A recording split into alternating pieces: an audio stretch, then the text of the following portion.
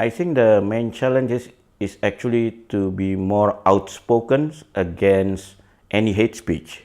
When normal people are not afraid to speak out their mind, they are actually mostly good people. They condemn all this hate speech. Most media organizations and the journalist bodies working together have formed inside charters. Every organization has an inside code of ethics, how to deal with issues of terrorism. They have developed a code not to push hate speech by bigots who mainly try to jeopardize whatever civil society has gained. The natural professional inclination of most journalists is to try to be objective, disinterested, and to report or mirror what they hear and see. Right? And I think that's where hate speech is a special problem, because when you're dealing with extreme speech, I don't think it is enough to merely repeat what newsmakers are saying, even if those newsmakers are, important candidates, party leaders, and so on. I think journalists have the duty to assess the damage that can be caused, and I think mainstream media in particular have a duty to set the tone for the debate for the elections. I think the journalist's approach to hate speech should really be the same at election time as it is at any other time. We need to make clear who is engaged in hate speech and provide facts that help to balance the exaggerations that always accompany hate speech. And there's some hate speech that just isn't worth covering. It's not newsworthy. Just the fact that somebody says something outrageous does not mean that it is inherently newsworthy.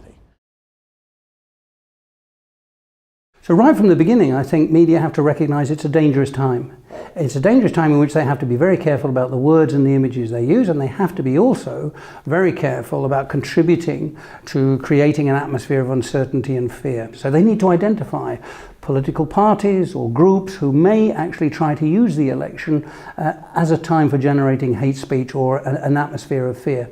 And they need to prepare for that. And I think one of the things that they can do, and I think these issues were discussed at the forum this year, were how do we engage in a dialogue with the political community itself to try to dampen down the threat of inflammatory political speech. Because very often hate speech isn't the responsibility of media, it's the responsibility of politicians who are actually sort of stoking up the fires of discontent and mistrust. It comes up in all sorts of insidious forms that you may not be aware of sometimes. The whole stereotyping and the whole imaging of minority groups or marginalized groups, I think, fall under this. It may not be hate speech, but it would be the same sort of concern in terms of how we use our opportunities for free speech. We should have a complete intolerance for violence, and for violence against words in a novel, for violence against cartoons. When the crisis is over, not to forget it, but to dig into it, to do journalism, to find out who was behind this. Was this really offending, or was it something else? Was there some persons on power misusing the religious feelings in order to create a picture of a big enemy abroad?